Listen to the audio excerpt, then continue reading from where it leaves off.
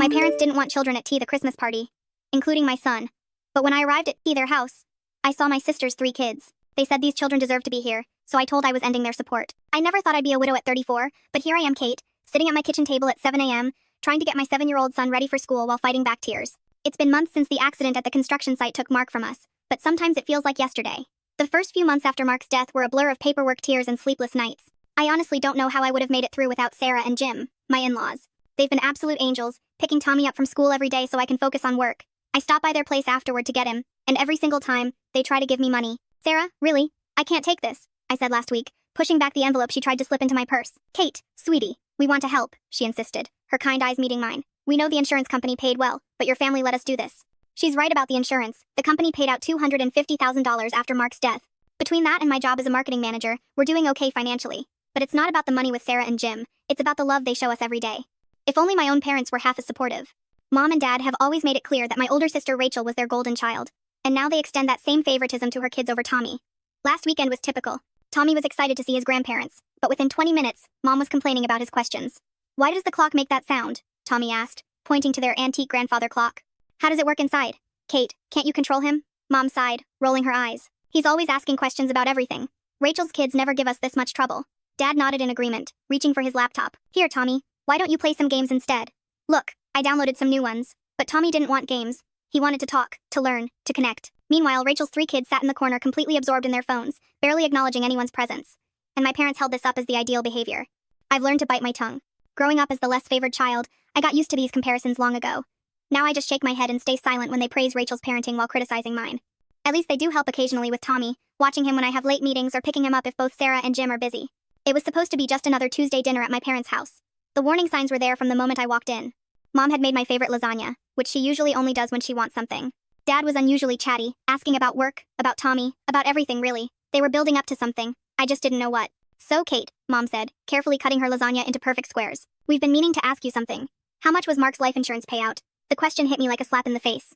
I nearly choked on my water, completely blindsided by such a direct inquiry about something so personal. Maybe it was the shock. Or maybe I was just tired of keeping secrets from my parents. But I answered, honestly, about $250,000, I said quietly. The fork in Mom's hand clattered against her plate. Dad's head snapped up so fast I thought he might hurt himself. They stared at me like I'd just announced I'd won the lottery. Well, Mom said, putting down her fork deliberately. What are you planning to do with all that money? I could feel the weight of their expectations pressing down on me. I've invested it, I explained, trying to keep my voice steady. It's for Tommy's future, his college education, maybe help him buy an apartment when he's older. Mark and I always talked about. But that's years away, Dad interrupted, waving his hand dismissively. You should be thinking about the present, Kate, about yourself and your family. The way he said family made it clear he wasn't talking about Tommy. I knew that tone. It was the same one they used when they'd help Rachel with her down payment on her house, or when they'd funded her lavish wedding. You could do so much with that money now, Mom chimed in, leaning forward eagerly. You could help your family, people who need it today. Not save it all for some distant future that might not even. I'm not discussing my money anymore. I cut her off, my boy sharper than I intended. The silence that followed was deafening. They both sat back, Dad's face clouding over with that familiar disappointment I'd seen so many times growing up. Mom pressed her lips together in that thin line that always meant trouble. The rest of the dinner passed in tense silence, broken only by the scraping of forks against plates. I thought that would be the end of it. Knowing my parents, I expected them to give me the silent treatment for at least a month. It's what they always did when I didn't live up to their expectations. But to my surprise, Mom called just a week later. We're having a family dinner on Sunday, she announced, her voice warm as if nothing had happened. Rachel and the kids will be there too. You have to come, sweetie. Something about her tone made me uneasy, but I agreed. When I arrived that Sunday, Rachel was already there with her kids, all of them glued to their phones as usual. As we sat down to eat, she started talking about rising prices, bills piling up, and how hard it was to make ends meet these days. Everything is just so expensive now, she sighed, passing the potatoes. Your father and I barely have enough for a normal life anymore. As Mom dabbed at her eyes with a napkin, talking about rising grocery prices and utility bills. Rachel cleared her throat and sat up straighter. I've been thinking, she announced, looking around the table with that same self-righteous expression she'd worn since we were kids. Kate and I should help Mom and Dad financially. I'll send them $400 every month. I wish I could do more, but you know how it is. Jack's the only one working, and with kids. She trailed off, letting that sink in before turning to me with a smile that didn't reach her eyes. But you, Kate, you should send them $800 monthly. Excuse me? I nearly choked on my water. Well, it makes sense, Rachel pressed on. You earn really well at your job and you only have one child to support. Plus, with your situation, you have other income now. My blood boiled at her careful avoidance of mentioning Mark's death directly. I wanted to scream that I was a widow, that I didn't have a husband's income to rely on anymore, that the other income she was referring to was meant for my son's future. But Mom was already clapping her hands in delight, and Dad was beaming like it was Christmas morning. Oh girls, Mom exclaimed, you don't know what this means to us. I sat there, torn between anger and disbelief, watching my family's expectant faces. The words of refusal died in my throat. I'd spent my whole life trying to earn their approval, and here they were, putting a price tag on it. Fine. I heard myself say, I'll do it. The first transfer hurt the most. $800, gone with a few clicks. I told myself it was worth it if it meant more family support with Tommy, but that fantasy quickly unraveled. Mom, could you pick Tommy up from school today? Sarah has a doctor's appointment and I have a late meeting. Oh honey, I'm so sorry. Mom's voice crackled through the phone. I've got such a headache today. You know how my migraines get. This became a pattern. Every time I needed help with Tommy, there was an excuse. Mom was too busy. She was tired, she had errands to run, her back was acting up. Meanwhile, the $800 left my account like clockwork every month. One particularly frustrating Thursday, after Mom claimed she couldn't watch Tommy because she might be coming down with something, I called Sarah in desperation. Of course we'll pick him up, Sarah said without hesitation. Jim's already heading to the school. He loves their little chats on the drive home. Tommy's been telling him all about their science project. I hung up the phone and sat at my desk, fighting back tears. $800 a month bought me nothing but excuses from my own mother, while my mother-in-law dropped everything to help without asking for a penny. December crept up on me that year. We'd always spent Christmas at my parents' house. It was tradition. The whole family gathered there, exchanging gifts, sharing meals, making memories. The call came exactly a week before Christmas. I was helping Tommy with his homework, when my phone lit up with Mom's number. Kate honey, she started, using that syrupy sweet tone that always preceded bad news about Christmas Eve. We've decided to do something different this year. We're having an adults-only party, no children allowed. The pencil I was holding snapped in my hand. What? It's just that we want to do something more sophisticated this year, Mom continued, as if she was discussing something as trivial as changing dinner plans. You know, wine, adult conversation. But it's Christmas, I protested, moving away so Tommy couldn't hear. What am I supposed to do with Tommy? Oh, that's easy, she replied, her voice light and dismissive. You can leave him with Sarah and Jim. They'd love to have him, I'm sure. You'll come by around 7? After hanging up, I stared at Tommy, who was still working on his math problems, completely unaware that his grandmother had just uninvited him from Christmas. My heart ached watching him concentrate on his multiplication tables, his tongue sticking out just like Mark's shoes too. I spent the next week debating what to do. The thought of celebrating without Tommy felt wrong, but skipping the family Christmas entirely seemed too dramatic. Finally, I came up with a compromise. I'd leave Tommy with Sarah and Jim for a few hours, make an appearance at my parents' house to exchange gifts and greetings, then head back to celebrate properly with my in-laws and son. On Christmas Eve, I pulled up to my parents' house alone, a bag of carefully wrapped presents in hand. The driveway was full of cars, more than usual for our family gatherings. Walking up to the front door, I could hear laughter and Christmas music spilling out into the cold December air. I opened the door, and the world seemed to tilt sideways. The house was packed with relatives, aunts, uncles, cousins, but that wasn't what stopped me in my tracks. There, running through the living room with paper crowns on their heads, were Rachel's 3 kids. And near the Christmas tree, I spotted my cousin Linda's children helping themselves to cookies. More kids appeared in my line of sight. My cousin Mark's twins, my cousin Susan's teenager. The room suddenly felt too hot, too tight. I stood in the doorway, the gift bag hanging limply from my hand, as the reality of the situation sank in. This wasn't an adults-only party at all. It was a party where only my son wasn't welcome. I stood frozen in the doorway, my mind struggling to process the scene before me. My Aunt Marie was the first to spot me. Kate, sweetheart. She rushed over to hug me, then looked around expectantly. Where's little Tommy? Don't tell me he's sick on Christmas Eve. Before I could answer, my cousin Peter chimed in. Yeah, where's our favorite little scientist? Jake's been wanting to show him his new chemistry set. More relatives gathered around, all asking the same question. Where was Tommy? Why had I come alone? Each inquiry felt like a knife twisting in my gut. I couldn't form words, couldn't explain what I didn't understand myself. Through the crowd, I spotted my mother in the kitchen, arranging cookies on a Christmas-themed platter as if everything was perfectly normal. As if she hadn't just excluded her only grandson from a family celebration. Excuse me, I managed to say. Pushing past my concerned relatives, my feet carried me to the kitchen on autopilot, anger building with each step. Mom, I said, my voice low and controlled. Can we talk privately? Something in my tone made her put down the platter. I led her into the hallway, away from prying eyes and ears. You told me this was an adults-only party, I said, fighting to keep my voice steady. You specifically told me not to bring Tommy. So why are Rachel's kids here? Why are all the cousins' children here? Mom straightened her Christmas sweater, not meeting my eyes. Well, that's different. Different how? Those children, she said, gesturing vaguely toward the living room, know how to behave at formal gatherings. They're well-mannered. I stared at her in disbelief. Well, mannered? Tommy is one of the most polite children I know. His teachers praise his behavior constantly. Sarah and Jim always say, "Oh, Sarah and Jim," Mom interrupted, rolling her eyes. They spoil him, encourage all those endless questions. The other children, they deserve to be here more. They know their place. As if on cue, a commotion erupted from the dining room. Rachel's youngest son, Kevin, had grabbed a handful of deviled eggs and was throwing them at his sister.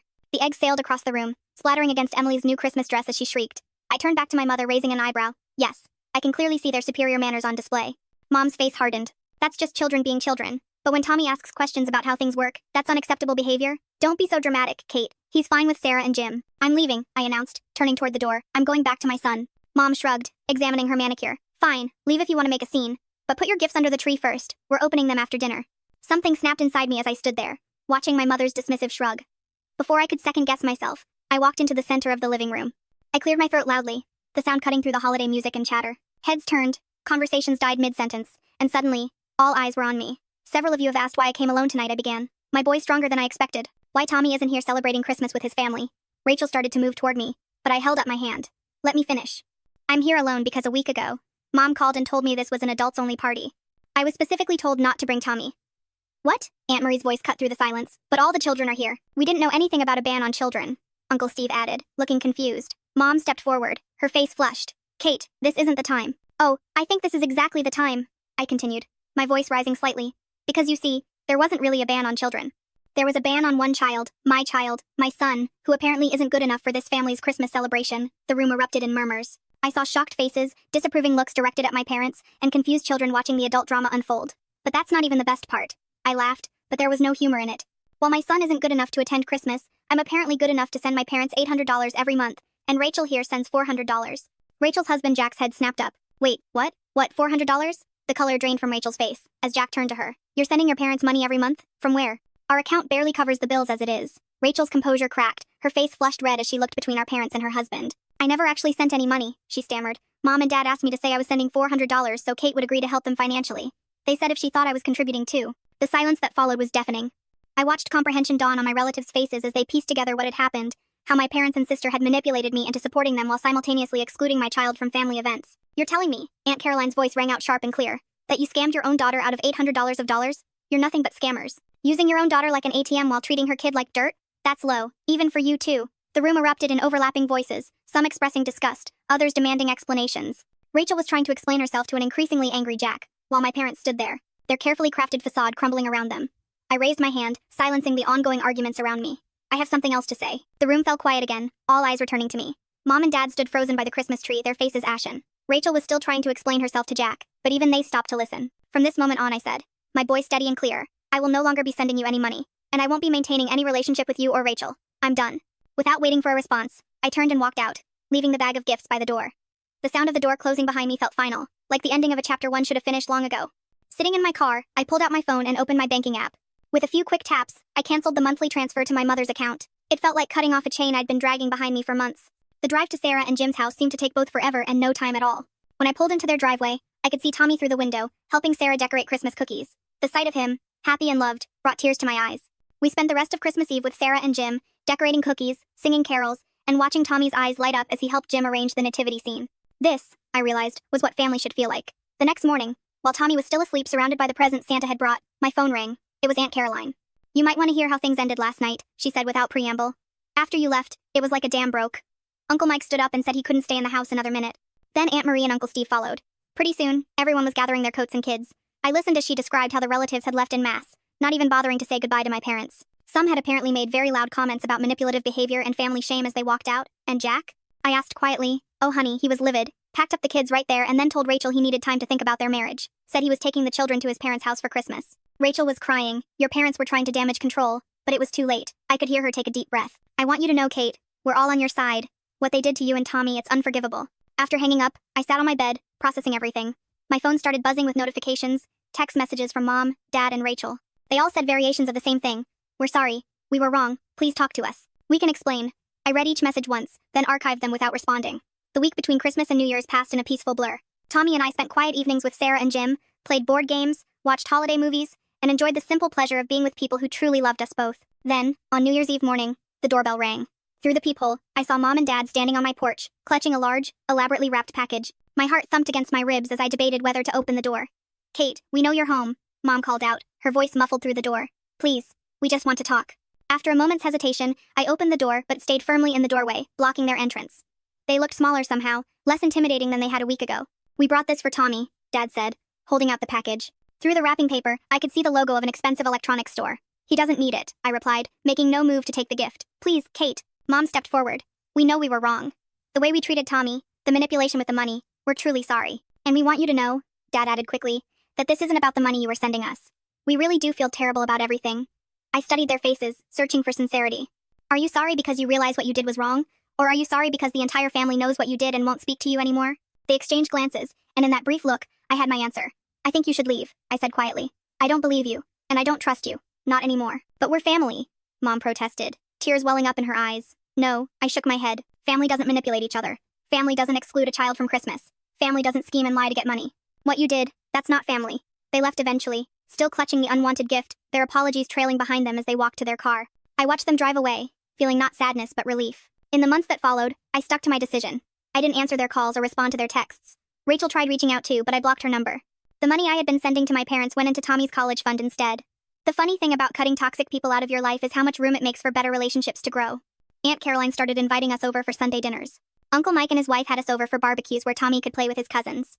Everyone made a point of including him, asking about his interests, encouraging his questions. "Mom, why does Uncle Mike's pool have that funny smell?" Tommy asked one summer afternoon. "That's the chlorine, buddy," Uncle Mike answered before I could. Launching into an explanation about water treatment and chemical reactions that had Tommy fascinated, I watched my son bloom under the attention and love of family members, who actually wanted to know him, not change him. He started calling Sarah and Jim Grandma and Grandpa exclusively now, and they continue to be our rocks, our safe harbor in any storm.